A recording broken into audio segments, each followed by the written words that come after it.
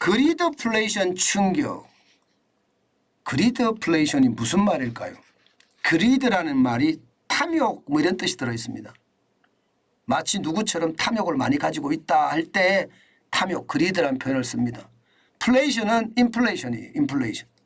그러면 탐욕이라는 단어와 인플레이션 단어가 결합해서 그리드플레이션이라는 단어가 만들어졌다는 이야기잖아요. 여기 앞에다가 컴퍼니라는 단어를 넣으면 그냥 굉장히 쉽습니다. 컴퍼니. 예. 컴퍼니 그리드플레이션. 컴퍼니 그리드 인플레이션. 이렇게 되면 굉장히 쉽죠.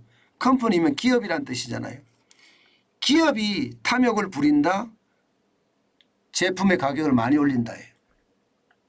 예. 결국은 기업이 제품 가격을 많이 올려서 예. 시장에는 충격을 준다.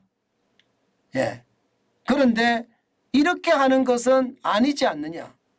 기업이 원자재가 오르고 비용이 올라온 것만큼만 예, 이렇게 순차적으로 올라가면 좋은데 그러지 못한다는 거예요. 기업이 말입니다. 원자재가 올랐다는 핑계, 최저임금이 올랐다는 그 핑계를 가지고 더 많이 올린다는 이야기. 원자재가 오른 것보다가 인건비가 오른 것보다가 예, 이 노동비용이 오른 것보다가 아니면 판매관리비라고 하죠. 예, 판관비가 오른 것보다 더 많이 올리는 거예요. 이게 바로 그리드플레이션입니다. 실제 그런 일이 있느냐? 있습니다. 실제 이게 미국의 상무부입니다. 상무부면 우리나라 같으면 통상산업자원부하고 똑같은데요. 상무부 경제분석국에서 조사한 내용인데요. 이 내용을 보면요. 1970년대 대비입니다. 1970년 대비 2020년에서 2022년 그리고 코로나19의 위기가 터졌을 때요. 이때 제품 가격 중 기업 이익 비중 증가율입니다. 그러니까 제품 전체 가격 중에 기업 이익이 얼마나 증가했느냐를 나타내는 주는 비율인데 여러분 70년대에 비해서요. 211.9%나 늘었습니다. 와 쉽게 말하면 70년대에 비해서요. 예, 제품의 가격을 폭등시켰다는 거예요. 211.9%면 3배가 넘잖아요. 3배가 넘잖아요. 진짜 충격적이라는 거예요. 이게 여러분 예, 많은 사람들이 그렇게 이야기합니다. 예, 반시장적이다. 관치다. 시장 경제를 중시한다는데 왜 저러는지 모르겠다. 그렇게 이야기하지만 제가 말씀을 드렸잖아요. 독점이나 과점의 경우 정부가 시장에 개입할 수 있다고.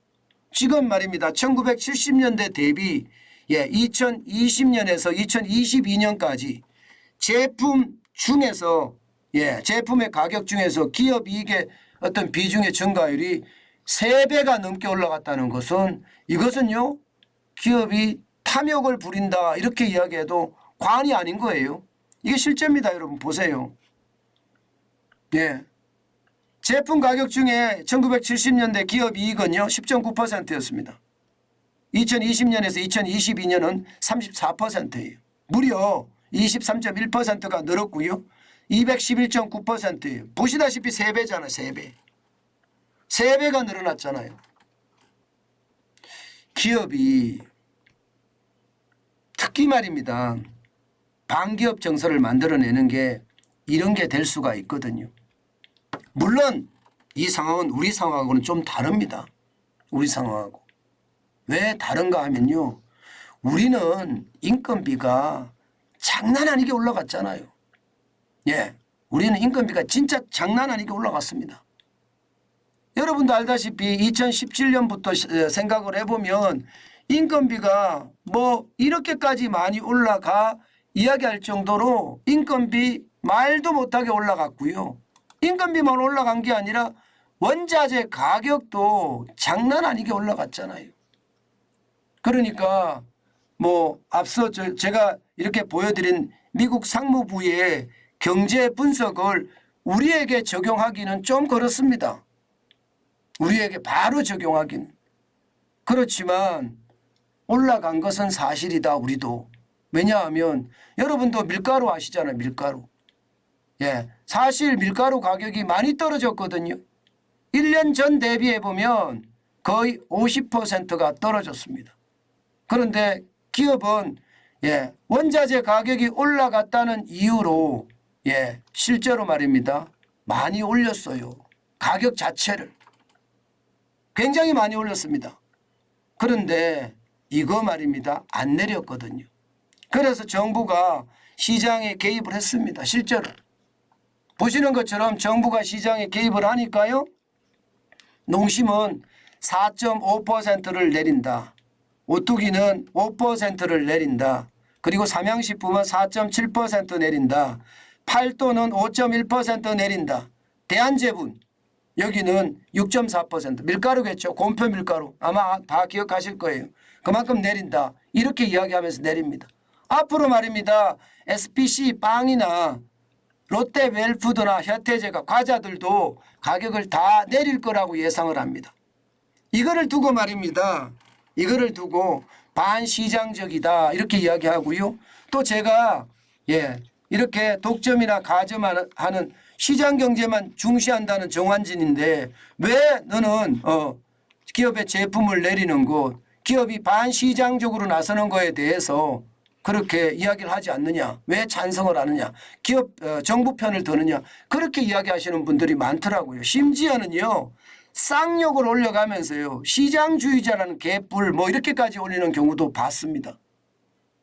저는 이렇게 생각해요. 여러분. 무슨 생각을 하느냐. 예, 독점이나 과점 체제가 돼 있다면요. 저는 당연히 이거 바꿔야 된다고 생각합니다. 예, 이게 여러분 대한민국만 이런 게 아니거든요. 세계적으로도 보면 말입니다. 대한민국만 이러는 것이 아니라 이탈리아도 내려라 이거예요. 내려라. 예, 원자재 가격이 내렸는데 왜 안 내리느냐. 내려라. 프랑스도 내려라. 내려라. 영국도 내려라. 예, 스페인도 내려라. 스웨덴도 내려라. 지금 어느 나라 정부는 그리드플레이션을 잡기 위해서 이게 내려라고 지금 시장에 이야기하고 있습니다. 우리나라도 앞서 보시는 것처럼 라면 가격을 이렇게 내렸잖아요. 예, 우리나라만 이렇게 내린 게 아니라요. 지금 뭐 스페인 같은 경우는요. 점점 내리고 있고요. 스웨덴도 내리고 있습니다. 이건 여러분 반시장적이고 예, 뭐 관치다 이렇게 하기가 좀 힘들다 이렇게 생각을 한다는 뜻이에요. 그만큼 말입니다. 아니 다른 나라들도 예, 지금 하기 때문에 뭐 다른 나라가 하기 때문에 우리도 해야 된다. 이거는 아니에요. 이게 독점이나 과점 체제가 있으면 또 원재료 가격이 많이 내렸기 때문에 내릴 수 있다. 저는 그렇게 생각을 합니다. 아마 각 나라들이 이렇게 내려라 내려라 하는 이유 대표적인 게 이런 거예요. 이런 거. 이런 겁니다. 이런 거예요. 소비자 물가 추이 보세요. 소비자 물가 추이. 지금 말입니다. 예, 작년 7월에 6.3% 올라가더니 3.3%까지 떨어졌잖아요. 물가는 금리를 올리니까 잡아가는 듯합니다. 물가는 금리를 올리니까. 그런데 예, 이게 그는 소비자 물가가 안 떨어져요. 그는 소비자 물가가. 이게 안 떨어지니까 여러분 예, 시장은요. 야 진짜 충격적이다 이렇게 할 수밖에 없는 거거든요. 예, 지금 그는 소비자 물가는 예, 5월에 5%, 죄송합니다. 2023년 1월에 5%죠. 2월에 4.8%, 3월에 4.8%, 4월에 4.6%, 5월에 4.3% 안 떨어집니다.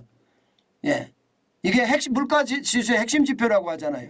소비자 물가 지수는 3.3%까지 떨어졌는데 그는 소비자 물가는 안 떨어져요. 그는 소비자 물가를 구성하고 있는 그 항목들을 쭉 살펴보면요. 예, 쭉 살펴보면 실질적으로 말입니다. 이게 물가를 올릴 수밖에 없는 것들이 많아요. 공산품, 가공식품 이런 것들이 거기에 다 해당되거든요. 예, 지금 그는 소비자 물가라는 게 계절적인 요소가 있는 농산물 빼고 그다음에 일시적인 요소가 있는 기업 유가 빼고 그리고 계산하는 게 그는 소비자 물가잖아요. 그런 차원에서 본다면 정부가 물가를 잡으려고 한다. 저는 그렇게 생각하는 거예요. 물가를 잡으려고 한다. 대한민국도 이탈리아도 프랑스도 스페인도 스웨덴도 전부 다 물가를 잡으려고 한다. 그는 소비자 물가의 핵심이라고 이야기하는 가공식품의 물가를 내리면 결국 말입니다. 결국 전체 물가가 내려지는 것은 아닐까 그렇게 이야기하는 거죠. 그렇게 이야기하는 거죠. 저는 시장을 보면서요. 제 스스로 느끼는 것도 결국 정부 입장에서는요. 이게 물가 중에서도 근원 소비자 물가 이게 물가의 핵심 지표라고 이야기하는데 이게 우리가 체감하는 지표이기도 하거든 사실 따져보면요. 그래서 이것부터 먼저 줄이겠다 이렇게 이야기하는 것을 보면 저는 결국 말입니다. 결국 시장에는요. 뭐라고 이야기해야 되나. 위기들이 계속 노출돼 있는데요. 그중에서도 가장 많이 노출되어 있는 것이 결국은 근원 소비자 물가 여기에 많이 노출이 돼 있다. 물가가 비싸니까 거기에 대한 충격파가 올 수밖에 없거든요. 올 수밖에 없거든요. 그래서 저는 충격이 될 수 있겠다. 그 생각도 저는 지금도 많이 하고 있습니다.